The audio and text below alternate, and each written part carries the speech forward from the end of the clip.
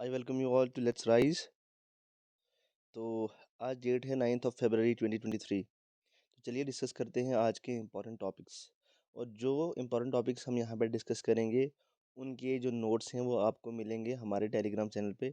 आप हमारे चैनल को ज्वाइन करें ताकि आपको वहाँ पे डेली जो नोट्स हैं वो मिल सकें और आप इजीली अपने नोट्स बना सकें। तो स्टार्ट करते हैं। हमारा जो फर्स्ट इम्पोर्टेंट टॉपिक है वो है की ट्रायल्स फॉर गगनयान कंडक्टेड।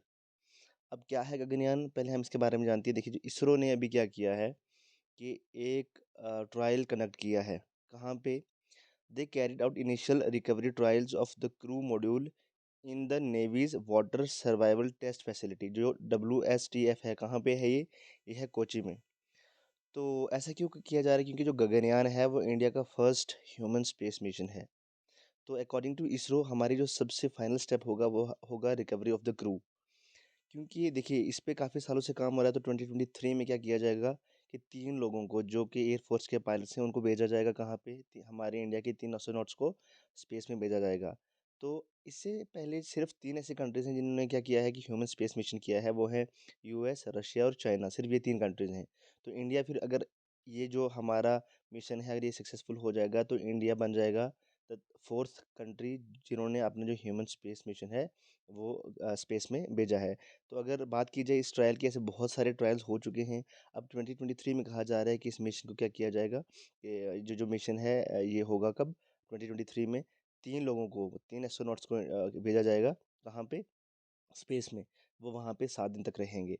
तो ये था गगनयान जो हमारा मिशन है उसके बारे में, जो human first human space mission है इंडिया का। तो इसके जो नोट्स हैं वो भी आपको हम प्रोवाइड करवाएंगे, हैंड रिटन नोट्स। कहाँ पे? हमारे टेलीग्राम चैनल पे। तो आज का हमारा इम्पोर्टेंट एडिटोरियल एज यूजुअल काफ़ी इम्पोर्टेंट है कि जो 2 लोग हैं, एक है जेन क्रिस्टियन वेस्ट्रे। ये कहाँ के? ये है Norwegian minister of trade and industry. और दूसरा जो है विलेश किनारे, ये कौन है? ये फिनलैंड के मिनिस्टर हैं for development, cooperation and foreign trade. इनके थ्रू ये जो एडिटोरियल है ये लिखा गया है। अब क्या है ये एडिटोरियल, ये समझते हैं। क्योंकि 2 मिनिस्टर्स हैं, जो ये 2 मिनिस्टर्स इनका विजिट है इंडिया में। यहाँ पे जो हमारा टॉपिक है वो है a Nordic India connect to power a green transition. पहले हम यहाँ पे डिस्कस करेंगे मैप के थ्रू कि जो नॉर्डिक रीजन है, जो नॉर्डिक कंट्रीज हैं वो कौन सी हैं। तो आप यहाँ देख सकते हैं ये हमारी नॉर्डिक कंट्रीज। इसमें कौन कौन सी कंट्रीज आती हैं? इसमें आती है फिनलैंड, ये है Finland, then Sweden, Norway, Denmark, Iceland and Greenland. तो अगर देखा जाए जो दूसरी आपको पता होगा स्कैंडिनेवियन कंट्रीज, वो कौन कौन सी हैं? वो है जिनमें ये रिलायंस हैं, ठीक है। जैसे डेनमार्क, नॉर्वे, स्वीडन। इनको स्कैंडिनेवियन कंट्रीज क्यों कहा जाता है? बिकॉज ऑफ द स्कैंडिनेवियस जो मूवमेंट हुआ था उसकी वजह से, कि 19th सेंचुरी में ये 3 कंट्रीज जो हैं they turn to a single country, unite होकर सिंगल कंट्री। उसके बाद ये दोबारा अलग हुई थी। तो उस मोमेंट की वजह से इनका नाम कौन सी कंट्रीज है? Scandinavian countries. तो हमारे लिए यहाँ पे जाना ज़रूरी है कि ये जो नॉर्डिक कंट्रीज़ हैं ये कौन-कौन सी है। मैं आपको फिर से बता दूं, जो हमारी नॉर्डिक कंट्रीज़ हैं वो हैं Finland, Sweden, Norway, Denmark, Iceland and जो ग्रीनलैंड है। ये कौन सी हैं? ये है हमारा जो रीजन है, कौन सा वाला?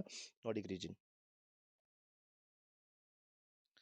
जैसे देखिए, हमारा जो इंडिया का टारगेट है, ठीक है, एक जो हमने पूरा एक हमारा जो ट्रांजिशन स्टेज है, जो पूरा ग्रीन ट्रांजिशन है, कि हमें फ्यूल एनर्जी से क्लीन एनर्जी की तरफ जाना है।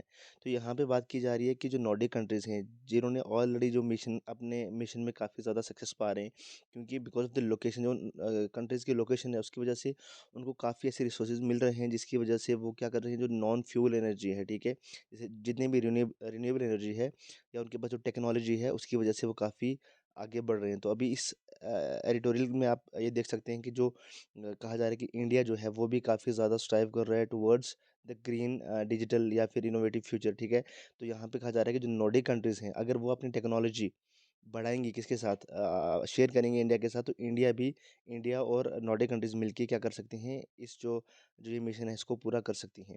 तो अगर हम बात करें कि नॉर्डिक कंट्रीज के साथ जो हमारा अभी जो हमारा करंट जिसे कह सकते हैं कोपेनहेगन में जो अभी समिट हुआ था मई 2022 में, उसमें भी जो हमारे प्राइम मिनिस्टर उन्होंने बात करी थी उनसे कि हमें क्या चाहिए? आपका कॉपरेशन चाहिए। जो रिन्यूएबल एनर्जी और मैरीटाइम इंडस्ट्रीज़ हैं इसमें हमें क्या चाहिए? आपका कॉपरेशन। तो ऑलरेडी अगर हमें हमारा जो हिस्ट्री देखा जाए, जो नॉर्डिक कंट्रीज़ में स्पेशली नॉर्वे, तो नॉर्वे के साथ हमारा इंडिपेंडेंस के बाद ही काफ़ी ज़्यादा अच्छा रिलेशन रहा है, बहुत अच्छा ट्रेड रहा है।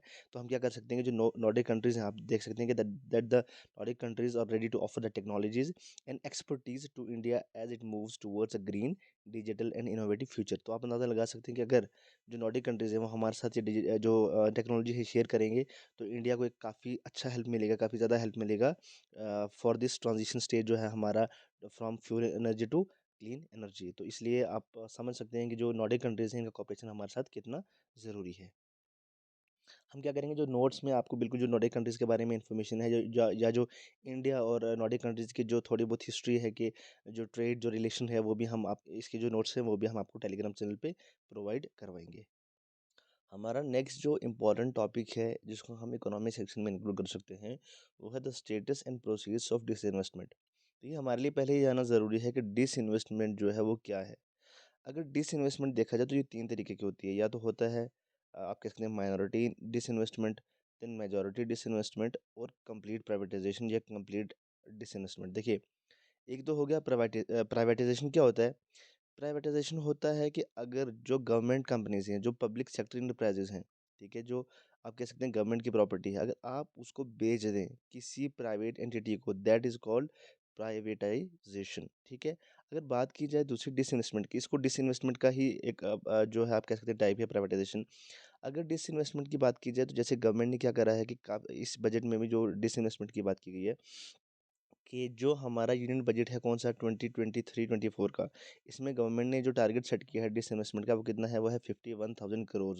मतलब 51,000 करोड़ जो है गवर्नमेंट कहाँ से लाएगा? डिसइन्वेस्टमेंट करके। मतलब जो पब्लिक सेक्टर इंटरप्राइजेज हैं, जो पब्लिक कंपनीज हैं, मतलब जो गवर्नमेंट की कंपनीज हैं, जितनी भी बड़ी कंपनीज हैं, उनमें किसका हिस्सा होगा? प्राइवेट एंटिटीज़ का। ठीक है। It will go down nearly 21% from the budget estimate for the current year and just 1,000 crore more than the revised estimate। देखिए, अब अगर यहाँ पे बात की जाए डिसइन्वेस्टमेंट की, तो इसका आप एग्जांपल समझ सकते हैं। फॉर एग्जांपल, एक कंपनी ए है। कंपनी ए जो है उसका जो ऑनरशिप है वो गवर्नमेंट के पास है पूरा 100%। अगर माइनॉरिटी डिसइन्वेस्टमेंट की बात की जाए तो गवर्नमेंट को, फॉर एग्जांपल, गवर्नमेंट 25%, 24 to 25% जो शेयर है उसका, जो हिस्सा है वो किसको बेच देती है? उसमें जो आप कह सकते हैं उसका शेयर आ जाए किसी प्राइवेट एंटिटी को। मतलब 75% की जो राइट है वो किसके पास है? वो गवर्नमेंट के पास है। और 25% जो इन्वेस्टमेंट अलॉट की है किसी प्राइवेट एंटिटी को, वो चला गया उस प्राइवेट एंटिटी के पास। इसमें जो मेजोरिटी होल्डर है वो कौन है? वो गवर्नमेंट है। और उसमें हिस्सा आ गया किसका? स्ट्रेटेजिक पार्टनर कौन बन गया? कोई भी जो आप कह सकते हैं प्राइवेट एंटिटी। दूसरा होता है कि अगर आप 49% तक, या आप कह सकते हैं 51%, देखिए, अगर आपको किसी कंपनी की, किसी इंटरप्राइज की ओनरशिप चाहिए, तो उसके लिए आपके पास जो शेयर, जो आपका शेयर है, वो 51% होना चाहिए। मतलब आप उसके 51, आप उसके मेजोरिटी शेयर होल्डर होने चाहिए। आपके पास उसका कितना होना चाहिए शेयर? 51%। मोर देन 50%, मतलब दैट इज़ 51%। तो दूसरा हो गया मेजोरिटी जो डिसइन्वेस्टमेंट है, मतलब आप किसी को पूरा 51% जो शेयर है वो बेच देते हैं। उससे क्या होगा कि जो मेजोरिटी शेयर होल्डर है वो प्राइवेट एंटिटी बन जाएगी। तो लास्ट है एक जो कंप्लीट डिसइन्वेस्टमेंट होता है, उसमें मतलब आप कह सकते हैं कंप्लीट प्राइवेटाइजेशन। मतलब आप उस कंपनी या एंटिटी को पूरा ही बेच देते हैं। जैसे हमारे पास अच्छा एग्जांपल है एयर इंडिया का। एयर इंडिया को आप कह सकते हैं कंप्लीट डिसइन्वेस्टमेंट। जैसे टाटास को क्या कर दिया है गवर्नमेंट ऑफ इंडिया ने, जो एयर इंडिया है उसको पूरा बेच दिया है। किसको? कि आप कह सकते हैं टाटास को, उसको कंप्लीट इन्वेस्टमेंट, उसमें जो पूरा ओनरशिप है वो किसका है? वो है टाटास का। उसके बाद अगर हम बात करें कि जो इस बार गवर्नमेंट का जो टारगेट है वो आप देख सकते हैं वो कितना है? वो है 51,000 करोड़ डिसइन्वेस्टमेंट का।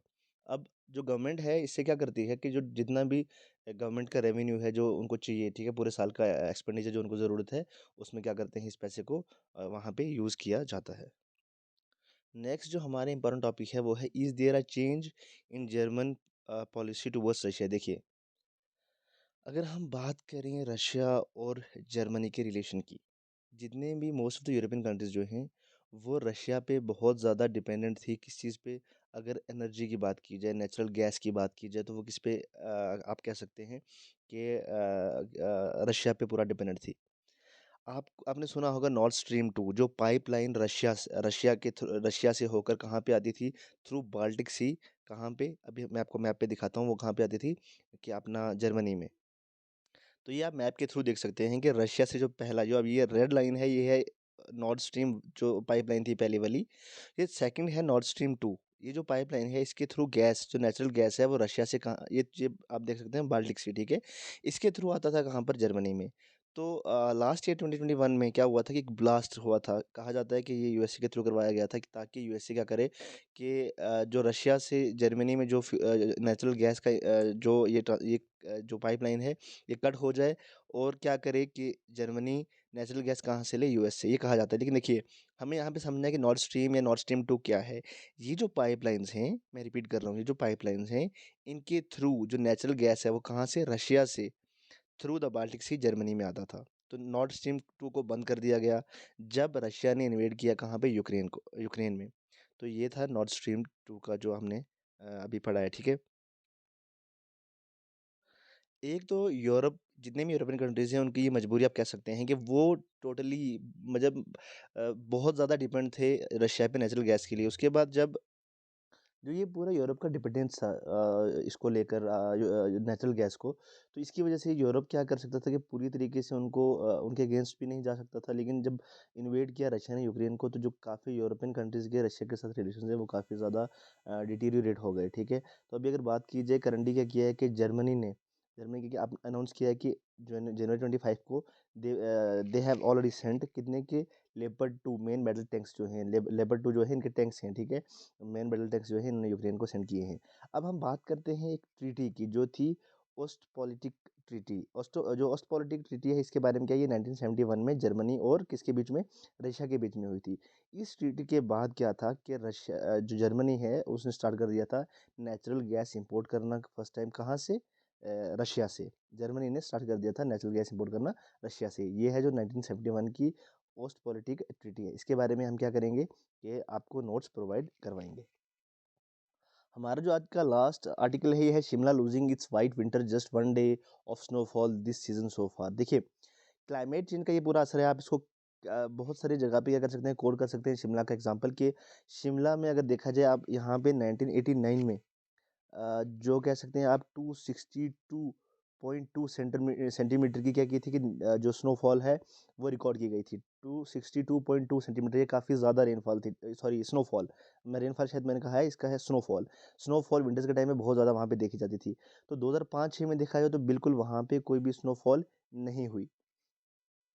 तो इस विंटर पे देखा जाए, आप देख सकते हैं कि that till now Shimla has received only 6 centimetre of snowfall so for.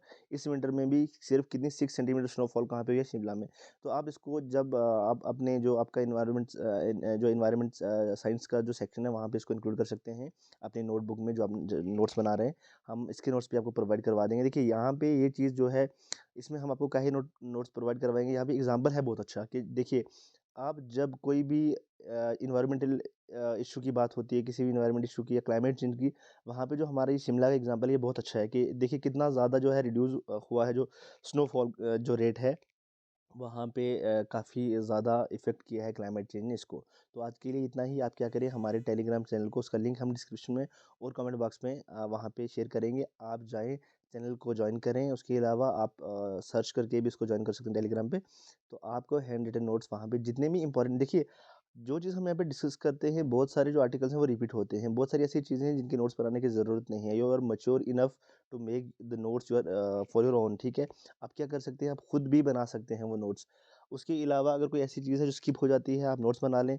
तो जो इंपॉर्टेंट नोट्स हैं वो हम आपको वहाँ पे प्रोवाइड ज़रूर करवाएंगे, हमारा जो टेलीग्राम चैनल है, ताकि इजीली आप अपने नोट्स बना सकें और जो अपनी वीकली रिवीजन है वो कर सकें। Thank you so much and take care.